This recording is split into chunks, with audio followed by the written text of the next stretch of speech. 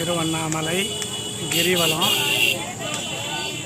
பௌர்ணமி கிரிவலம் 15/11/2024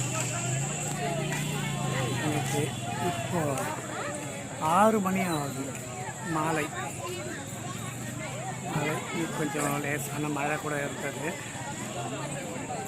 லட்சக்கணக்கான மக்கள் பக்தி ஆர்வத்துடன் சிவபெருமானை நோக்கி எந்த மலையே சிவன்தான் அப்படின்னு நம்பிக்கையோட சரணாகதியோட முக்தியை நோக்கி இத்தனை லட்சம் பேர் வருகிறார்கள். இது ஒவ்வொரு மனிதனும் வாழ்நாளில் வரணும்.